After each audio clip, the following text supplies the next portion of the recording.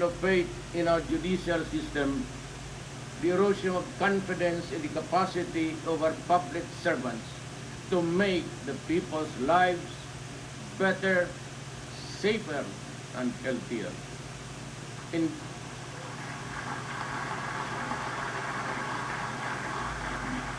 indeed, ours is a problem that dampens the human spirit, but all is not lost.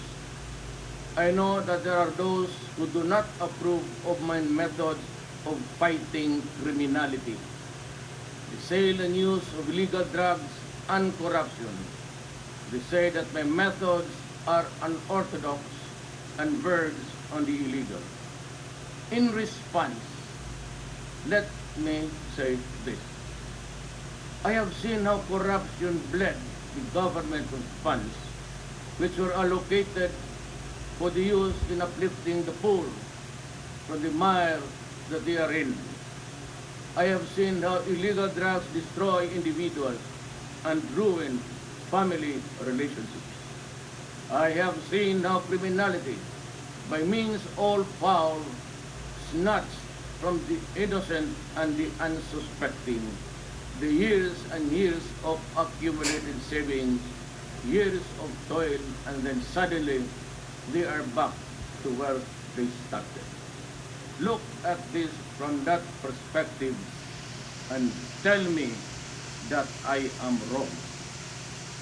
In this fight, I ask Congress and the Commission of Human Rights and all others who are similarly situated to allow us a level of governance that is consistent to our mandate.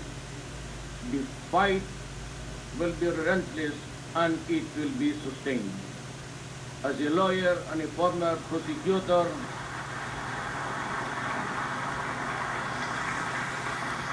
I know the limits of the power and authority of the President.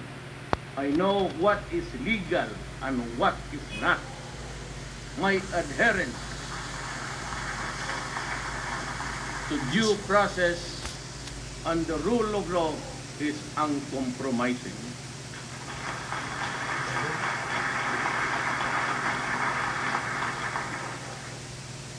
You mind your work, and I will mind mine.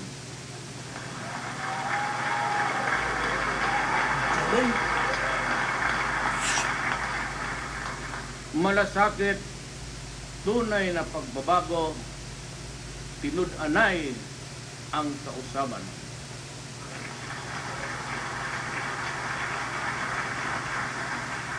These are the words which catapulted me to the presidency.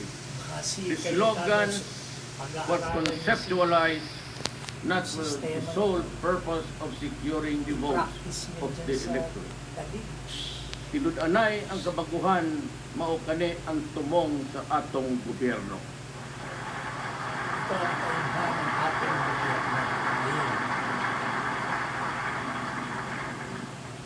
Far from that, these are battle cries articulated by me in behalf of a people hungry for genuine and meaningful change. But that change, if it is to be permanent and significant, must start with us and in us.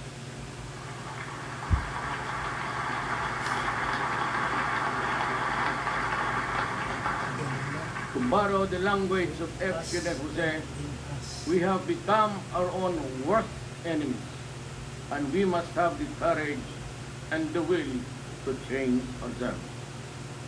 Love of country, subordination of personal interests to the common good, concern and care for the helpless and the impoverished. These are among the lost and faded values that we seek to recover and revitalize as we commence our journey towards a better Philippines.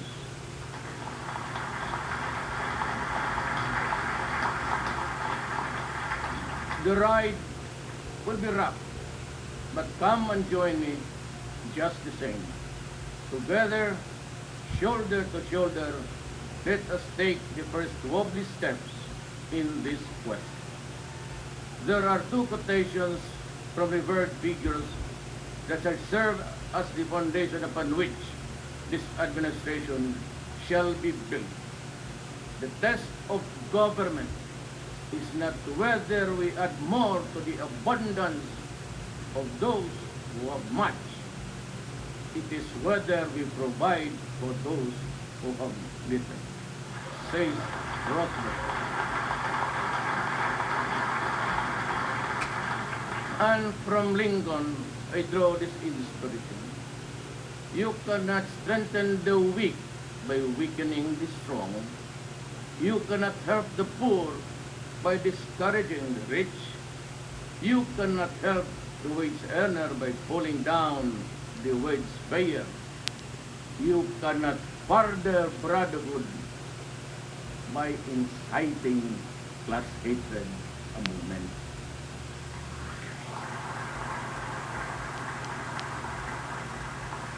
My economic and financial political policies are contained in those quotations, though couched in general terms. Read between the lines. I need not go to specifics now. They shall be supplied to you in due time.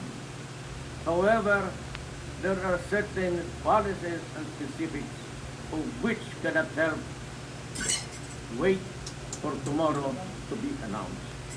Therefore, I direct all department secretaries and the heads of agencies to reduce requirements and the processing time of all applications from the submission to release.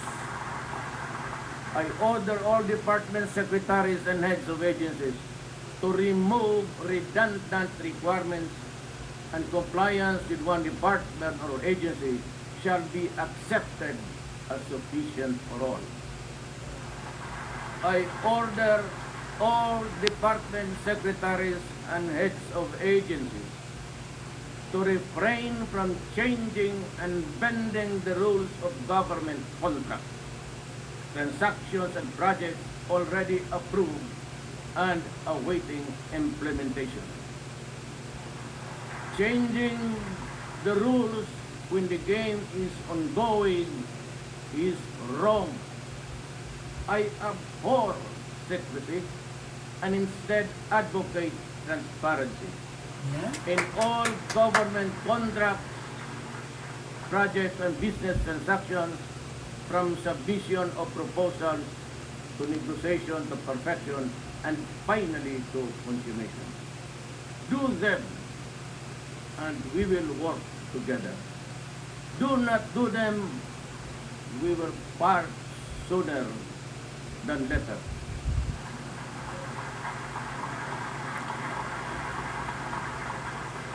On the international front and community of nations, let me reiterate that the Republic of the Philippines will honor treaties and international obligations. On the domestic front, my administration is committed to implement all signed peace agreements in step with constitutional and legal reforms. I am elated by the expression of unity among our Moro brothers and leaders and the response of everyone else to my call for peace. I look forward to the participation of all other stakeholders, particularly our indigenous peoples, to ensure inclusivity in the peace process.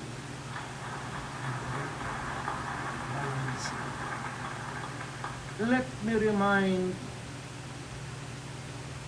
in the end of this talk that I was elected to the presidency to serve the entire country. I was not elected to serve the interests of any person or any group or any one class. I serve everyone and not only one.